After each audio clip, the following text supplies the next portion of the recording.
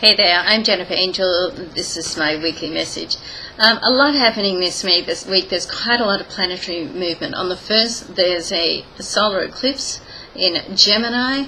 Now, fantastic time because, Gemini really is a quick thinker, highly intellectual. If you ever want to know anything about anything, ask a Gemini. They may not have an in-depth, years of study, degree knowledge, but they'll certainly be able to answer your question. So, that's a fabulous time. So the other things that are happening is that Mercury is also moving into Gemini. Now, Mercury is Gemini's ruler. It also rules Virgo.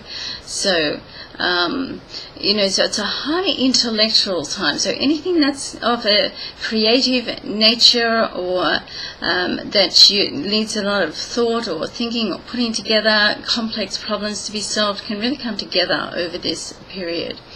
Now, the other movement that's happening is Jupiter, which of course is all of our favorite planet because Jupiter is the planet of abundance and expansion. It's known as the lucky planet. I like to call it the lucky planet. It's the vibration that sort of helps you be in the right place at the right time. It sort of brings the synchronicity of life together. Now, that moves into Taurus. Good news for Taurus. It's there for a week, but not only for Taurus, good news for everybody. Because once a planet moves into another sign, certainly it's strong energy for that sign, but it has an effect on every other sign in a different area of life. And that's only a solar chart that I'm talking about because that's what I work with, the solar chart, to do these stars and horoscopes from papers and magazines. So then, of course, when you look at get your natal chart done, then that's a different matter altogether. So what I'm talking about always here is the solar system, the solar chart. Okay. Now, what else is happening is Neptune, which has moved into Pisces, which also is the sign that it rules. Big move, this fantastic move, because Pisces is the sign of intuitive sciences, and Neptune is almost a sign of fantasy in some ways. So it's almost like, I think by the end of this decade, I think it's like 13 years, over a decade, that Neptune is in Pisces. All sorts of things are happening. Personal growth from an inner level will happen.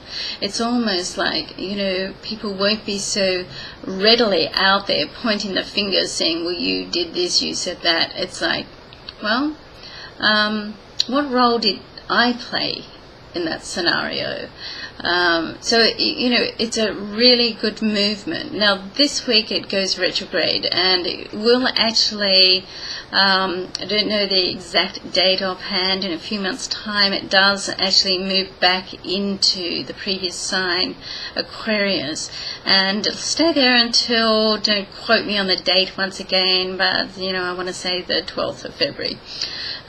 Next year, and then from that point we have another 12 years in that sign, so it's a pretty significant move. We'll see a lot of changes happening there. So as you say, lots of movement happening this week. To sum it up, a lot of the energy is in Gemini, so it's quick thinking. Mercury, of course, is stability. It gives us patience, also very good for money and getting our home together. But as I say, it affects every sign on a different level. So, but certainly it's a new beginning in many areas, on many levels, for all of us, on some level of another. So that's the good news, okay? And of course, in a couple of weeks' time, we have a lunar eclipse, which will be on Gemini's opposite, on Sagittarius. So it's a good thing to find out what your moon is and also what your ascendant is, because then you can really look at the whole three, particularly your sun sign and your ascendant, and just makes it that bit more interesting, okay? So have a great week, everybody. Thanks for watching, and we have some big things happening at the moment. Not really ready to celebrate yet, but hopefully soon, and you'll be the first to know. Thank you for all your support and love, and I wish you all a great week. Thanks for watching. I'll see you next week. I'm Jennifer Angel. Bye.